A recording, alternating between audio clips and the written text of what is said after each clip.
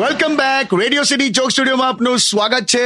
કિશોર કાકા, યુટ્યુબ પર ભાવિની બેન તમને એમ પૂછે છે કે એક જમાનામાં એવું હતું કે છોકરાઓને મારીને કૂટીને સમજાવતા હતા, પણ હવે આ નવા જનરેશનના છોકરાઓ બધું બહુ સેલ્ફ અવેરનેસ એટલી બધી આવી ગઈ છે, કાયદા એવા આવી ગયા છે કે હવે એમને હાથ પણ નથી લગાવાતો. પણ હવે એક રીતે બરાબર છે. હવે એ બહુ મેચ્યોર થઈ ગયા છે. આ બેનને છે ને, ભાવિની બેનને માર જેવી તકલીફ થઈ. શું? અમારા જમાનામાં એક એવી પ્રથા હતી કે જે વડીલ કે ને એ ફાઇનલ, વડીલનું સાંભળવાનું. હા, અત્યારે એવું થઈ ગયું છે કે તમારે છોકરાઓનું સાંભળવાનું બસ. તો આપણા ભાગે તો કોઈને સંભળાવવાનું આવ્યું જ નહીં લા. પણ છોકરાઓની વાત કરું તો દે આર ફ્રેન્ક, અને હવે છે ને બહુ ડાયરેક્ટ કમ્યુનિકેશન કરી શકે છે મા બાપ સાથે. બાકી અમને તો મા બાપનો મારવાનો તો એવો ખોફ રહેતો હતો ને. એક સિમ્પલ વાત તને કહું, હમણાં ધારો કે અત્યારે તને કોઈક વસ્તુ તારા ઘરમાં તને મળે ના, અને તું ફોન કરે મમ્મીને, તો મમ્મી શું કહે કે જો ને બેટા પેલા ઉપરના ડ્રોવરમાં જશે જો. બરાબર.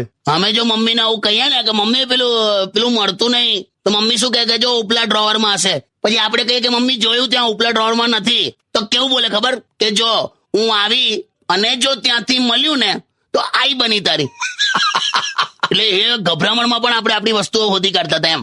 અને રહી વાત મારવાની, તો સ્કૂલમાં તો હવે અમુક તમને કહું ને, અમુક મારા ભાઈબંધો હતા, પણ એ આદુ જેવા. આદુ એટલે આદુનું કેવું હોય, તમે એને કૂટીને છૂંદો ના કાઢ નાખો ને ત્યાં સુધી એના ગુણ બહાર ના આવે. બરાબર.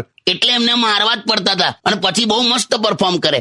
અચ્છા, પણ તમે સ્કૂલમાં કેવું, ફર્સ્ટ બેન્ચ વાળા કે લાસ્ટ બેન્ચ વાળા? નો ફર્સ્ટ બેન્ચ, નો લાસ્ટ બેન્ચ.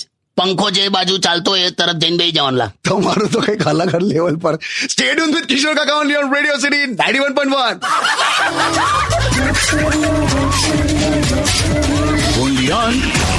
Radio City.